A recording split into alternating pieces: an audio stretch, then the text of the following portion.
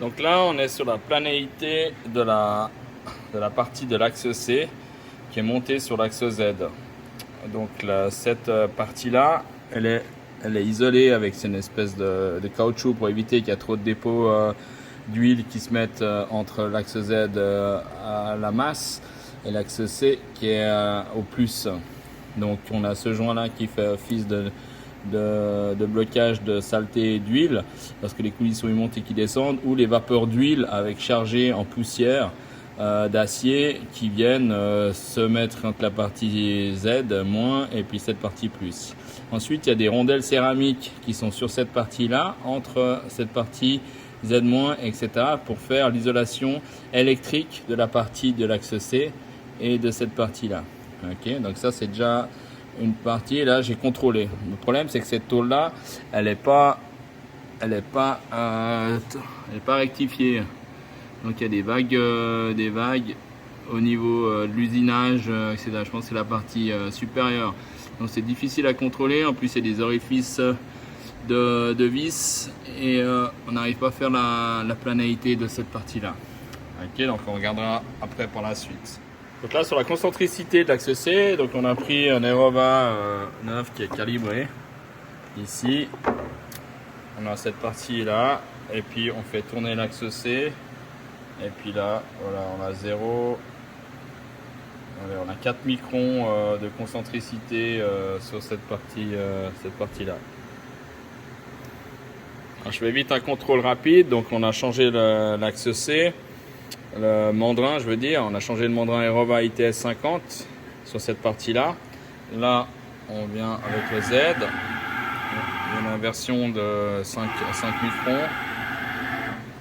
Ici, ok, je me déplace par exemple en X, donc quand je fais le Y maintenant, et puis là je reviens de nouveau en Z, on redescend, il y a toujours une inversion de 5-6 microns, on refait la concentricité, voilà, on revient à 0, on a 4 microns aussi en concentricité. Voilà, ça c'était le réglage de l'axe C, et après on va mesurer la concentricité inférieure. Là on est sur une course de 150 à peu près. On recommence. Voilà. Et on descend. On a une version de 6 microns qu'on a là. Alors, c'est peut-être le palpeur aussi. Là il y a 4 microns. Toujours 4 microns. Ok, top. Donc nous voilà sur la partie d'alignement de l'axe C. Donc sur cette partie là, on se remet à peu près à 0. Ici on est à 4, 5 mu. On arrive ici. Il y a un peu d'inversion. Là 0. Voilà, on est aligné. On a à peu près 6 mu de différence sur 50. Et ici comme ça. Voilà. C'est encore dans la tolérance. Donc là on vérifie la concentricité de notre axe C. Voilà. Ensuite il veut une mesure à 10. Voilà, on fait à peu près 10. Il y a un retour. Donc il revient à 0, il y a un jeu. Voilà, on est à 4 microns. Puis à 50. Donc ça fait 50. Voilà. 50, on a un peu plus, on a allez, 10-12 microns à 50.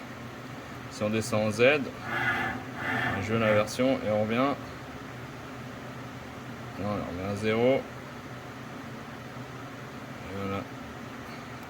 4 microns.